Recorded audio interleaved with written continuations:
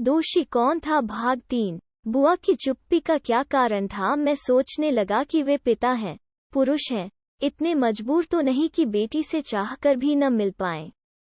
मेरे पास आओ, गीता।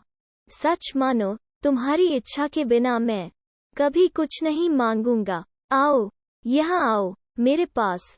उसे अपने समीप बिठाया, उसकी डब्बाई बड़ी बड़ी आंखों में देखा। क्या सोच रही हो, गीता? मैं तुम्हें अच्छा तो लगता हूं ना? उसने नजरें झुका ली। मैंने बढ़ कर उसका माथा चूम लिया तो वो तड़प कर मेरे गले से लिपट कर बुरी तरह रोने लगी। यह घर तुम्हारा है गीता, मैं भी तुम्हारा हूँ।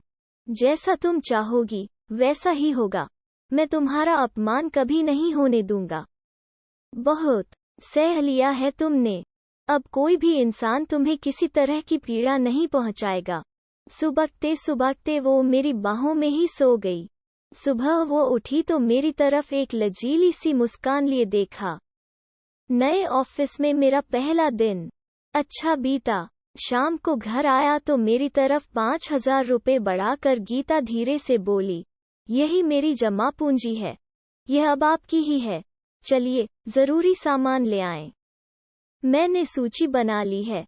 मुझे उसके हाथ से रुपए लेने में संकोच हुआ। मेरे चेहरे के भाव पढ़कर वो आगे बढ़ी और रुपए मेरी कमीज की जेब में डाल दिए।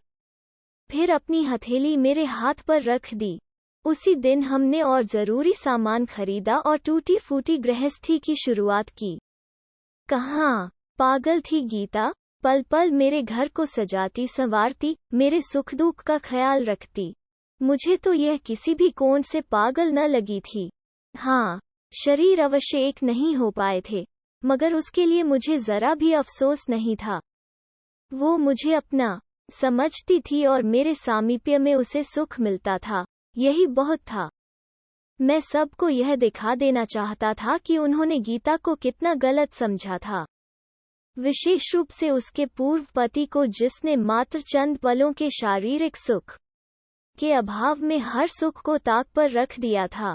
गीता मुझे अपने बचपन के खट्टे मीठे अनुभव सुनाती तो मैं बुआ पर खींच उठता। मामा मामी के पास अनाथों की तरह पलते पलते उसने क्या क्या नहीं सहा था। सुनाते सुनाते वो कई बार रो भी पड़ती। ऐसे में उसे बाहों में भरकर धीरज बंधाता। मेरे पिता ने कभी मुड़कर मेरी तरफ नहीं देखा। माँ के जाते ही मैं अनाथ हो गई।